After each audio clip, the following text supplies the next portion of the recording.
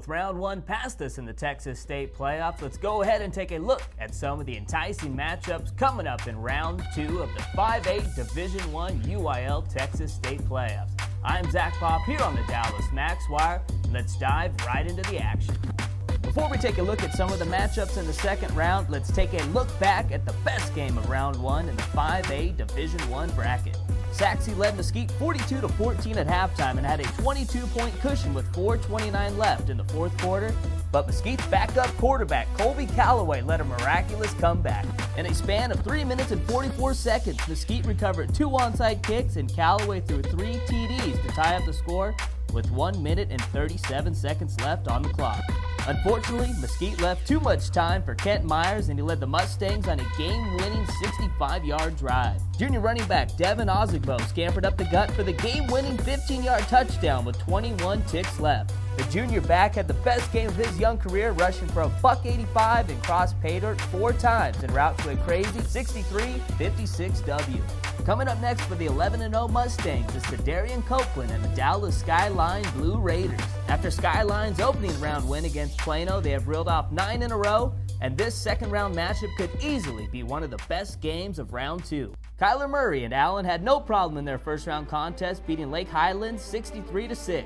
Upcoming for the number 3 team on the excellent 25 rankings presented by the Army National Guard is Destry White and the 9-2 Mesquite Horn Jaguars, who come into this game as the 12th ranked team in all of Texas. Now looking at the matchups in Region 1, the primetime matchup featured DeSoto against Coppell. Desmond White and the Eagles had no problem against Caparas Cove, blasting them 67-21. It was the 7th straight game DeSoto has put up at least a 50 spot on the scoreboard, but it's going to be a lot tougher to do that this Saturday against Coppell. The Cowboys enter this game only allowing 13.6 points per contest, and they are led by their 5-star defensive end recruit, Solomon Thomas, who is rated as the second best D-end among this year's class on 247. This game features 2 of the top 3 teams in all of Texas. DeSoto comes in as the top dog, and Coppell is the 3rd-rated team in all of Texas. The winner of this one takes on the winner of the Arlington-Martin versus Odessa game. Martin held on 21-16 over Keller Central last week, and Odessa dominated Franklin 61-15 to advance to the second round. The other 2 matchups in Region 1 have Midland Lee taking on South Lake Carroll, who entered this contest as the number 22 team on the excellent 25.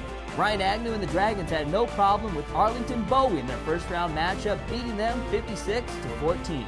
The 16th rated team in the state, Euless Trinity, takes on the 8-3 Mansfield Timberview Wolves, who have 2 of the best defensive backs in the nation in LSU pledge Ed Parrish Jr. and Stanford pledge Brandon Simmons.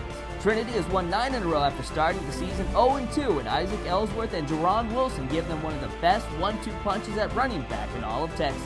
Well, that wraps up all the matchups in round 2 featuring the teams from the Dallas Metroplex. Once again, for everything you need to know about football in the Lone Star State, just go to maxpreps.com/Dallas. I'm Zach Pop here on the Dallas Max Wire, and don't forget to follow us on Twitter at Dallas Max Preps.